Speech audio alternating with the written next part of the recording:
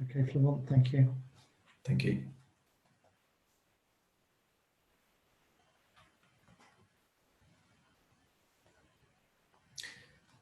Hi, everyone. Hello. So I think we are live now. So thanks very much for joining. Welcome to this webinar on performance profiling and debugging tools for Arm servers. I'm Florent Lebeau, and I'm a solution architect at Arm.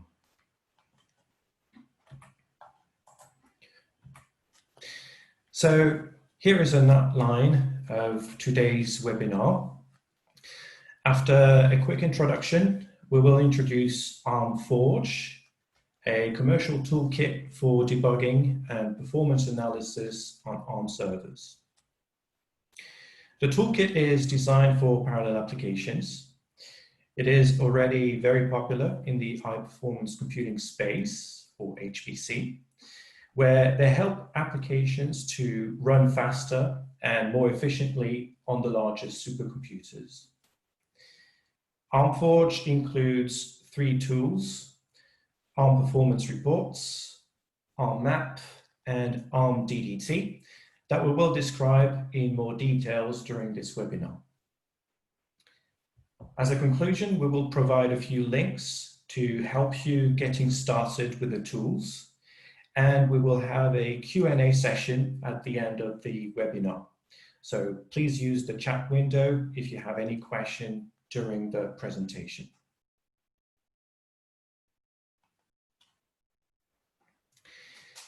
So as Arm technology become increasingly popular in the server space, for example, with the deployments of AWS Graviton or the Fujitsu A64FX chips in the Fugaku supercomputer, there's a growing need to migrate applications, mainly from x86 Linux servers.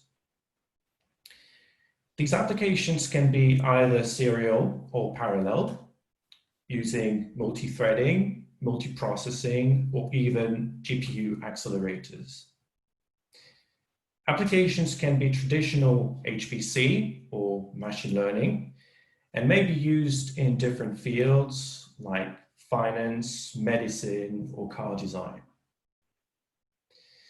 Tools are critical when migrating to a different architecture. Of course, applications need to give the right results. We will discuss that further when talking about debugging. But results also need to be delivered on time and at the lowest operating cost possible. Porting should be efficient and follow software development best practices using contiguous integration or contiguous development.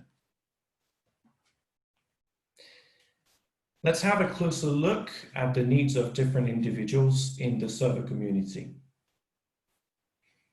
If you are a field expert, like any user of an application, you want to make sure that you are getting the best amount of results from your allocation time on the machine. If you are an application developer, you need to quickly understand how the application behaves and focus on the right optimization steps. If you are a system administrator, you want to maximize service for a maximum of users and avoid idle time on the system. If you are a system owner, you need a high-level view of the workload to take informed decisions on investments. To answer these needs, we've designed Arm Performance Reports. The tool is very simple to start. The execution command just needs to be prefixed with the perf-report command.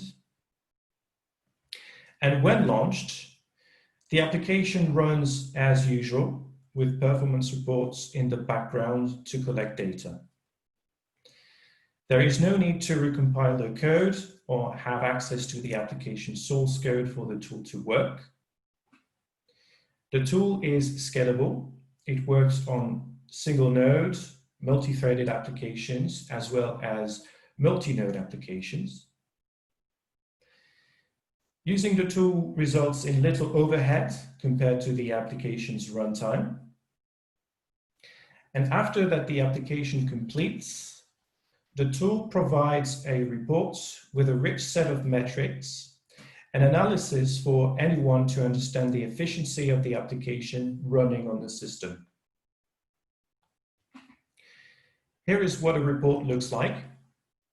It can be an HTML file, like the one displayed on the screen, but the same information can be stored in a TXT file to view the results without a web browser, or to easily parse them with CI/CD tools, for example.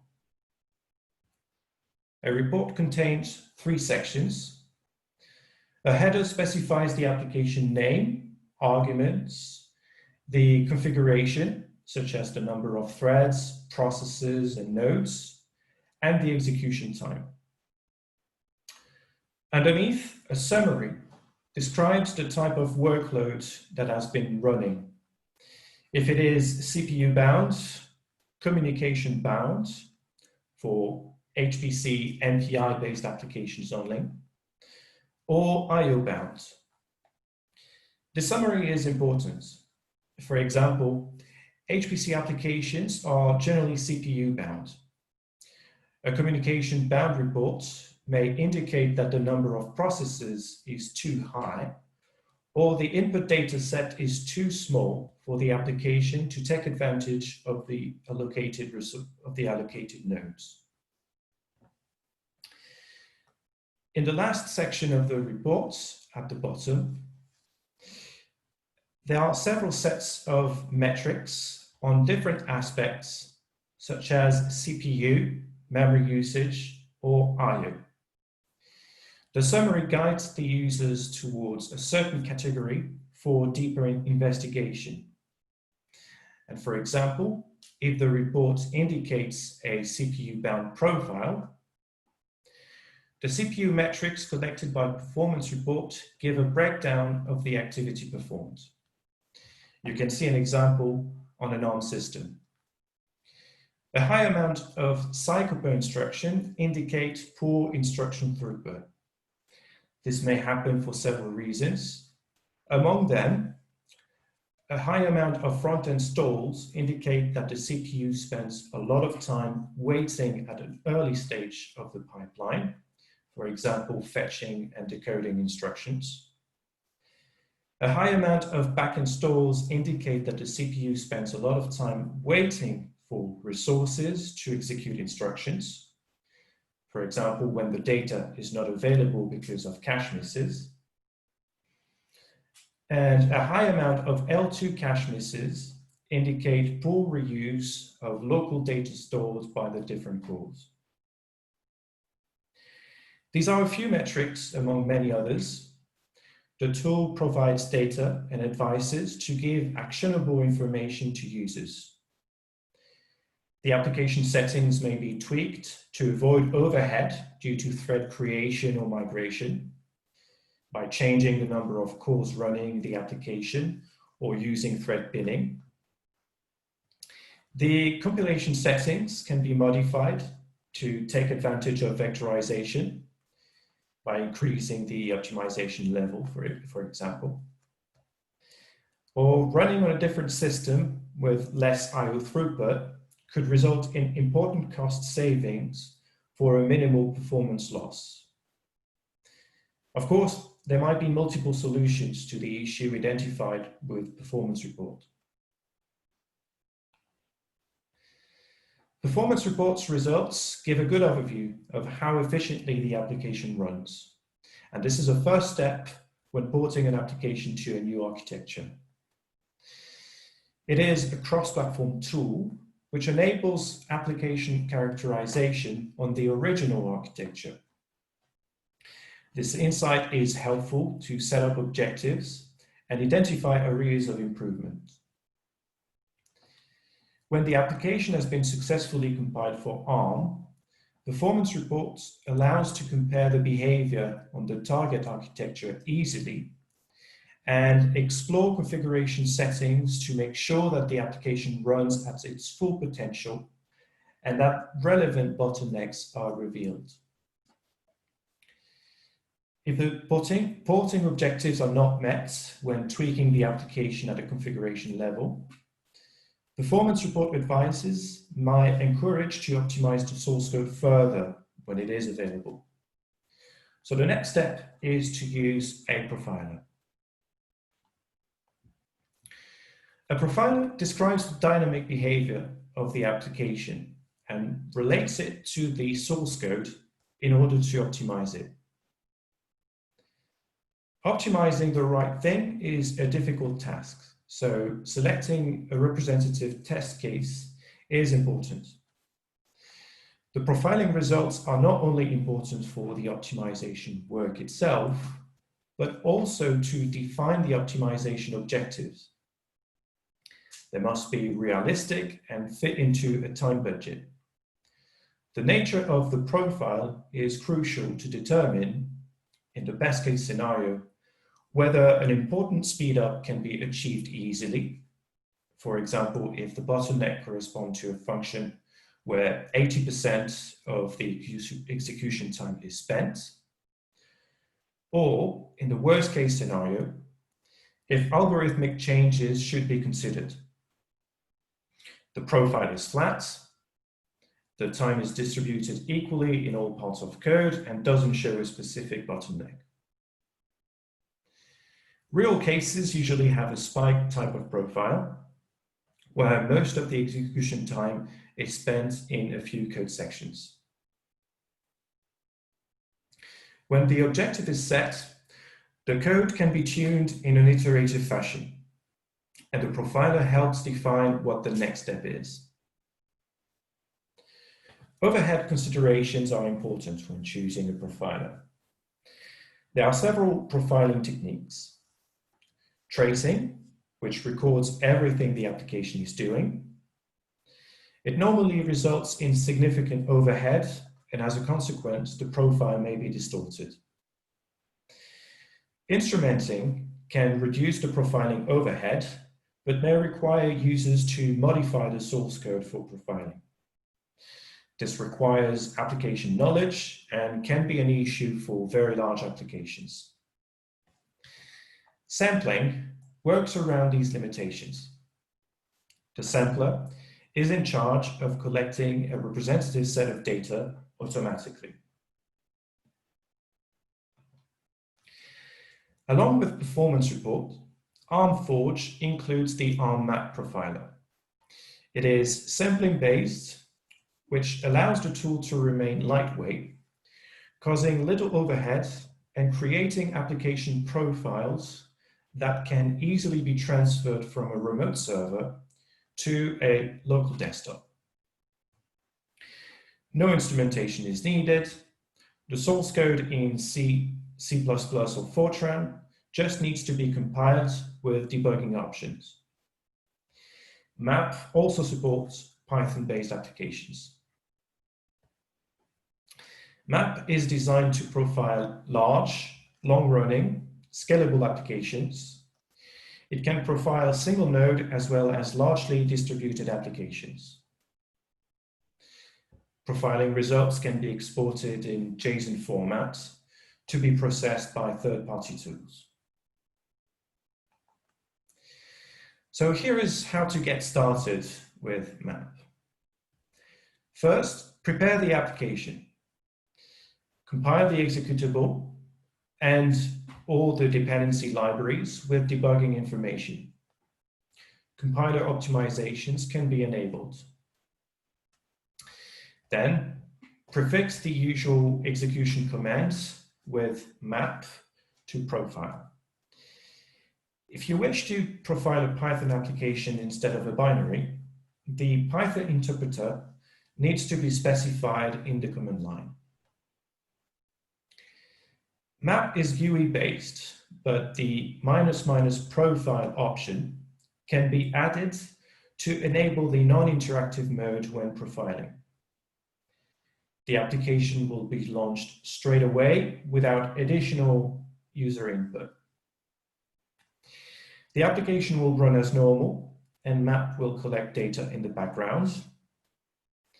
And when the application terminates, a .map file is created and can be opened in the GUI with the map command. This will display the profiling results. Forwarding the GUI can be problematic when running on distant servers. So to avoid latency issues for such situations, a remote client is available to visualize results locally, or by copying them over, or by connecting the client to the remote system. Here is Arm Map's main window when opening profiling results. The interface has 3 sections. On top, a series of timelines describe the application as it runs. The vertical axis describes the behavior for multi-core applications, multi-processes or multi-threaded. At the very top, the activity graph summarizes what the application does over time using different colors. In this case, we can see dark green for serial computations, light green for multi-threaded computations, light blue for p-thread synchronization, gray for idle CPU time, and orange for I/O operations. It is very easy to identify regions of inefficiency. In this case, they are highlighted in gray and light blue. Underneath the activity timeline, numerous metrics can be displayed to explore CPU, I/O, memory usage, and many more. All of them are accessible from the metrics menu. In this screenshot, you can see the memory usage increase over time and reach a peak of 6 gigabytes at the end of the run after 7 minutes of execution. In the center of the GUI is a code viewer that allows to browse through the source files. Lines of code are annotated with time information, as well as activity glyphs that are using the same colors than in the activity graph above. At the bottom of the GUI, different tabs aggregate profiling information by stack trace or by function. They are particularly convenient to identify bottlenecks when dealing with a large application.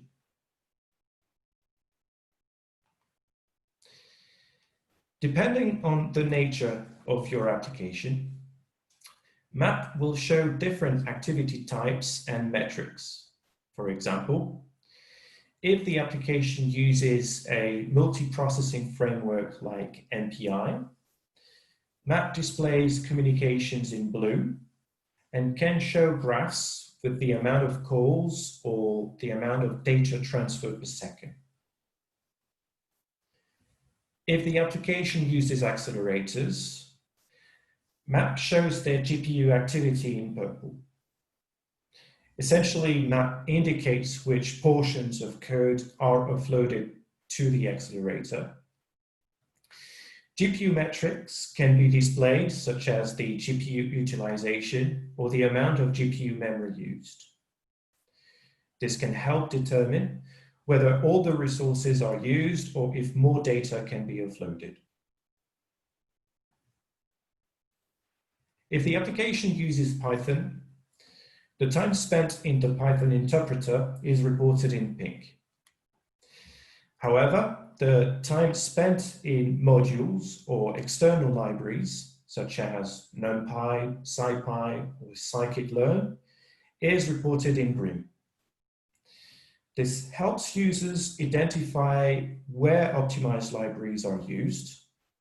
They are usually written in C, C++, or Fortran. Rather than the time spent in higher level and sometimes inefficient Python code. If the libraries are compiled with debugging flags, it is possible to inspect the performance of their source code too.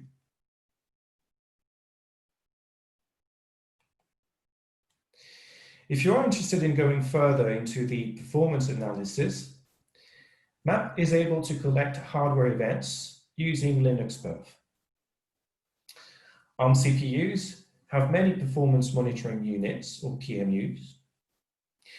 They correspond to hardware counters that can gather data on the operation of the processor and memory system. The number and the list of events that can be collected vary between processors, but MAP is able to detect the current hardware and suggest a list of supported events to the user.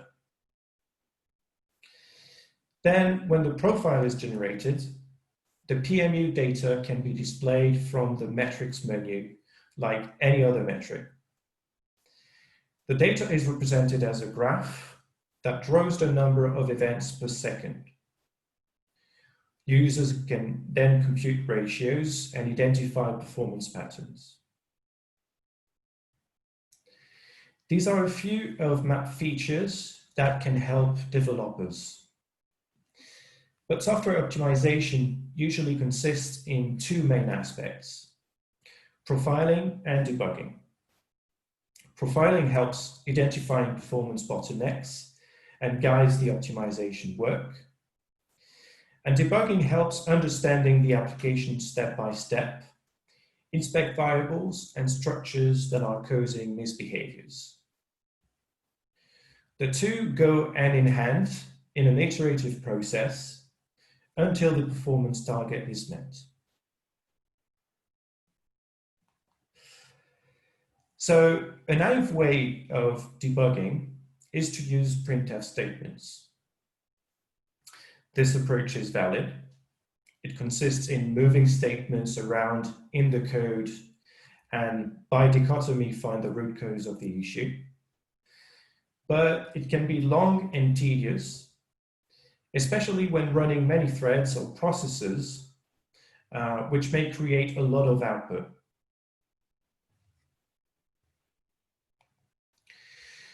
In addition, complex bugs may appear because of the parallel behavior of the applications. Here is a list to describe, with a bit of humor, the bugs you might encounter.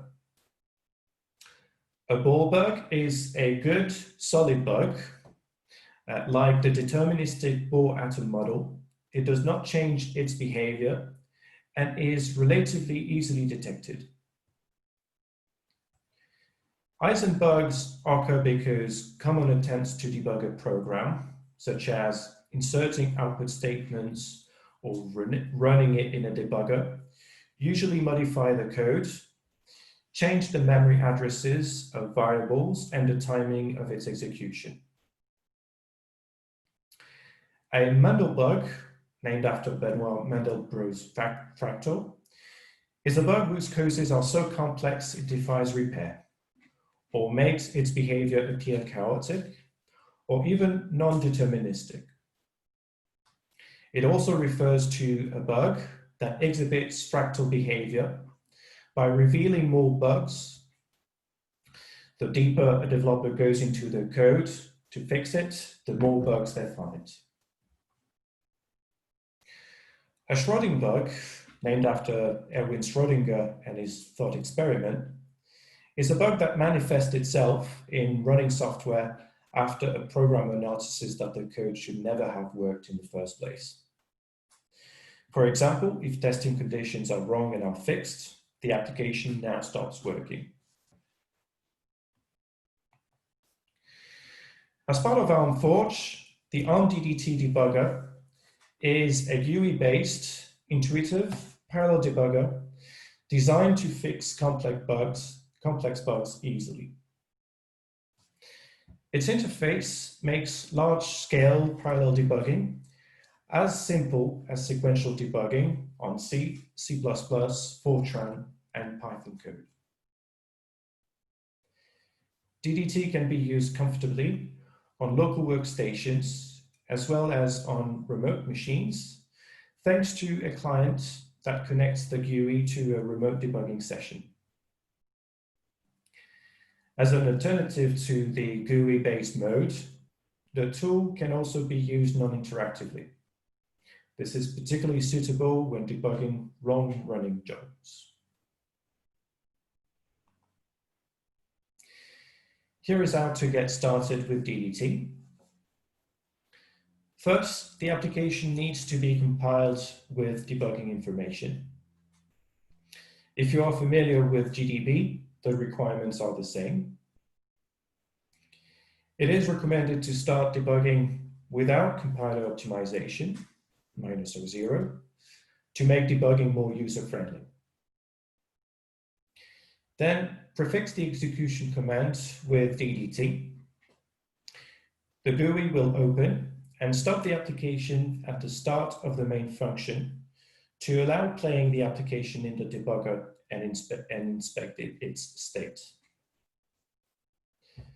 If you want to debug Python, you will need to add the interpreter followed by the alinea Python debug keyword.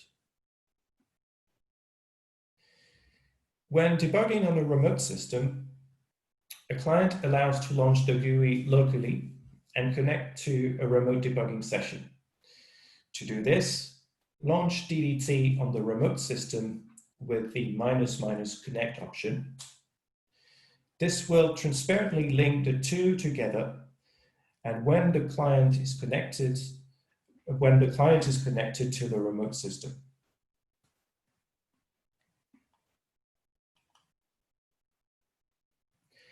When the DDT session starts, the main window is displayed and the debugger stops the application in the main function. Let's highlight some of the features visible from the interface. On top is the control bar with buttons to play or pause the application or run it step by step. Underneath, the control bar summarizes how many application processes or threads are running in parallel. The screenshot here shows a debugging session with 25,000 processes running on more than 1,000 compute nodes.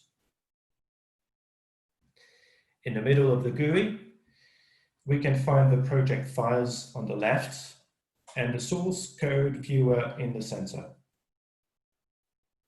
On the right, the variable tab shows the value of the application variables for the selected process or thread. We've selected process number 20 here. But it also displays the distribution of the value of each variable as a graph. So it becomes easy to spot any issues in shared variables when running in parallel. At the bottom, a series of tabs allows to add and configure breakpoints or watch points, depending whether the user wants to stop the application at a specific line of code for a breakpoint, or when a variable is read or written for a watch point. If the user wants to log the values of a variable when the application runs without stopping it, trace points can be enabled from one of the tabs here too.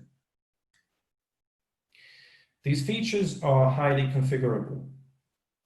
They can be set for a specific process or thread and enabled when a condition is met or when after a certain number or after a certain number of iterations. Additional tabs for application input-output, the parallel stack trace, and a session logbook are also available here. Finally, the evaluation tab in the bottom right corner can be used to evaluate arbitrary expressions. The result is displayed in the same way as the variable tab. It will give the value for the selected process or thread and the distribution graph.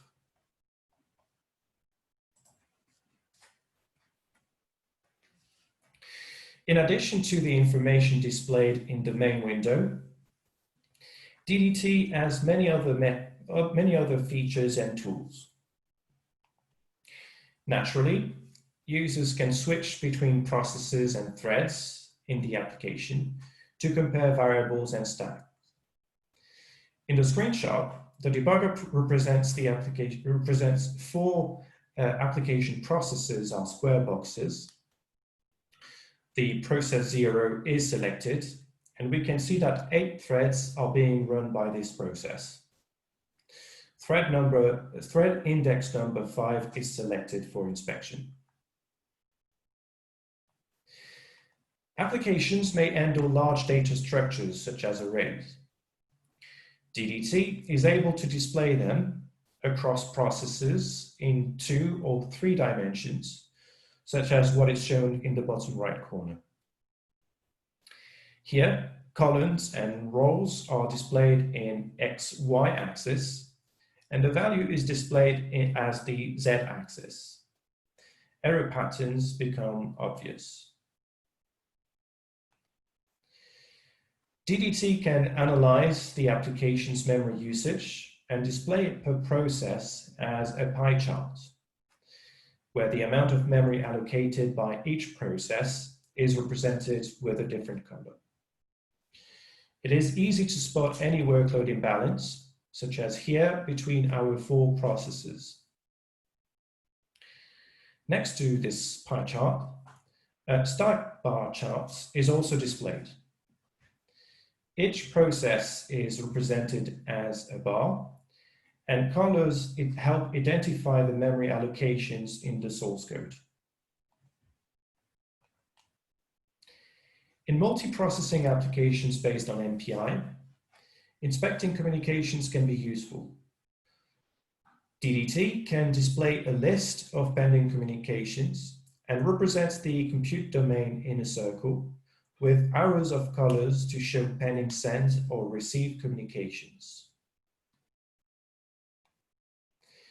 Finally, instead of using the debugger interactively, DDT can generate HTML reports with debugging information.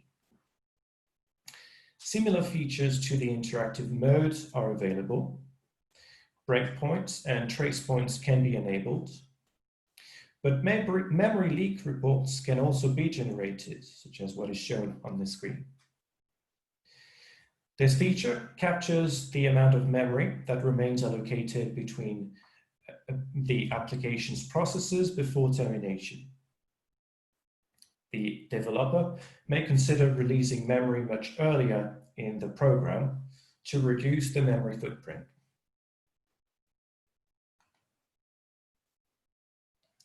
As an alternative to the launching mechanism presented earlier, DDT can also attach to applications. This is possible from DDT's main menu. The tool scans for running processes on the machine and allows the user to select which ones to attach to. When attached, DDT automatically pauses the application for inspection, but the user can resume the execution within the debugger. If the application crashed and core files were generated, DDT can also open them to visualize the state of the application at the point of failure. Of course, as this is a post-mortem analysis, the user won't be able to play the application in the debugger in this case.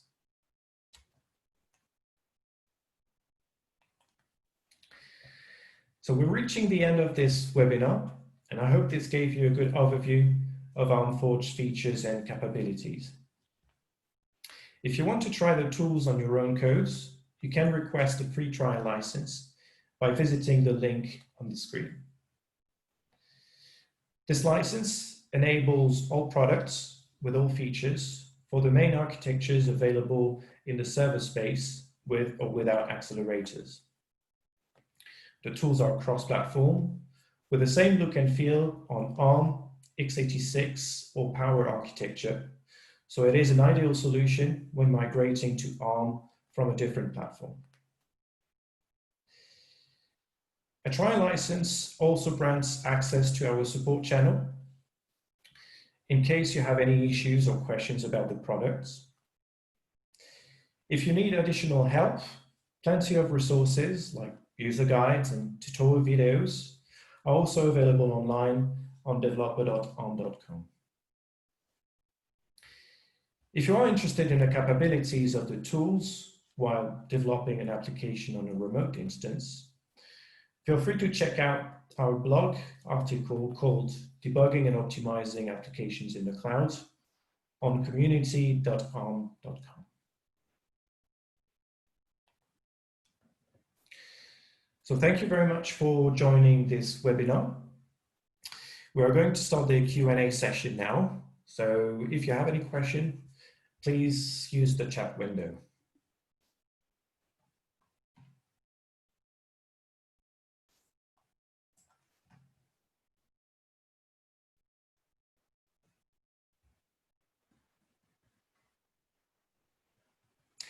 So I can see a first question here from Leo. What's the hardware prerequisites for memory and I/O metrics? So actually, no particular prerequisites. These metrics are actually collected from the Linux kernel. So I mean, it should work out of the box on most ARM Linux servers without any issue.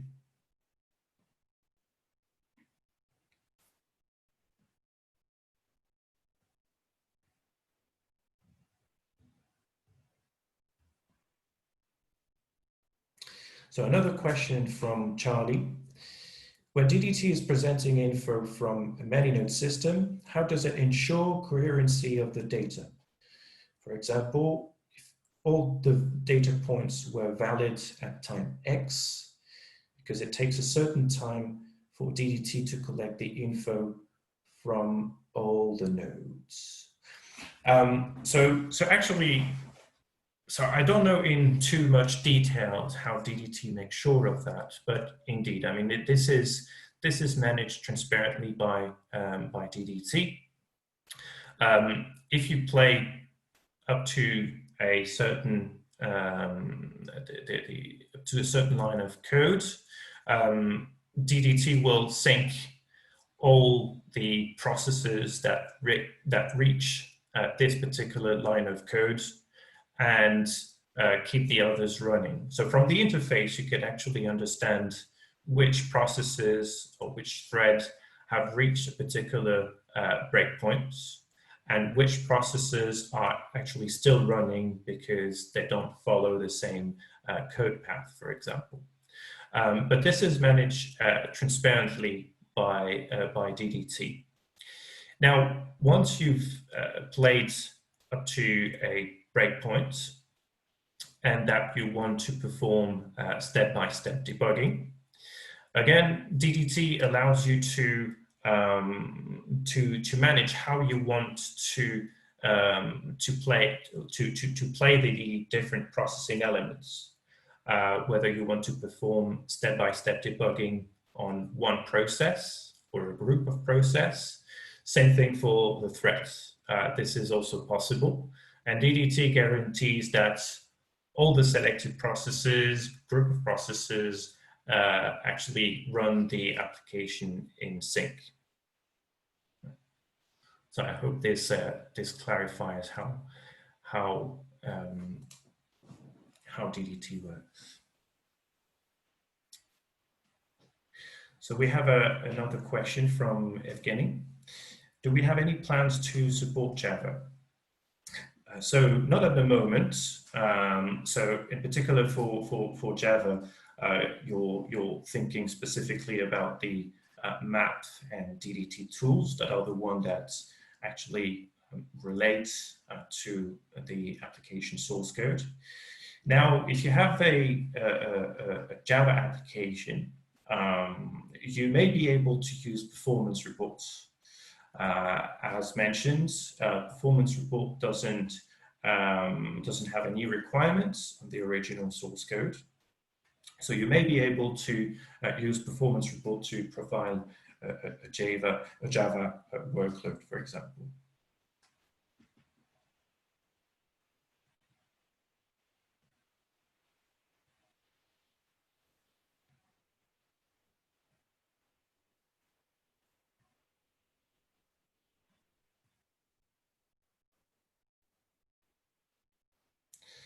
So that's for the questions I have in the chat right now. So we have another question from Adam. Does the profiling tool depend on Linux PMU events? What ARM server processors is supported now, for example, Graviton 2, ThunderX? So indeed, for certain metrics, like the ones I've shown, the CPU perf metric, indeed, map relies on Linux perf. So there may be some requirements on the version of perf that you are using, that your Linux is using. So make sure that these requirements are met so that map can actually collect the data. But at the moment, in terms of the ARM CPUs that are supported by map, we do support Neoverse, so ARM Neoverse N1 based processors, such as the Graviton 2 processor. And we do support the ThunderX 2 processors as well. As mentioned, we also support the more specific CPUs for HPC, like the A62FX processor. We've recently announced support for this in our latest release. And yeah, that's the one I'm thinking about at the moment. So any ARMv8 A processor is supported by map essentially, and DDT, of course. So we have another question from Leo. Which distros, Debian, CentOS, etc., are supported by ARM Forge now? So Debian, CentOS, SUSE, Ubuntu distributions are supported, and yeah, derivatives included like Red Hat, Fedora, etc. So if you want to have a more specific list, maybe you can have a look at our websites. We do have several builds available for these different distributions, but the main distributions used in the server space are supported by Forge already. So we have another question from Yuchang. How much overhead do the tool take? So in terms of overhead, so it's hard to give a figure because this is somehow applications and configuration dependent, but the tool targets a maximum overhead of 5% on the application's runtime. So I'm not considering any pre-processing or post-processing time here, just the application execution time. So that's the target. So it means that the behavior described by the tool is as close as possible to how the application runs in production, essentially. So this is which is actually what you want to have when profiling.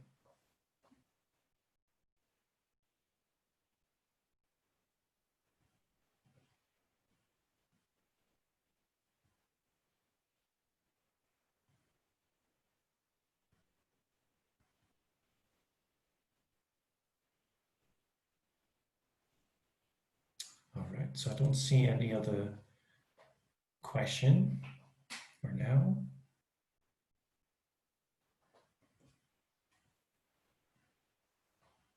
Okay. Well, thank you again very much for joining this webinar. I hope it was informative. That's it for today. Thank you for your questions and have a good rest of your day.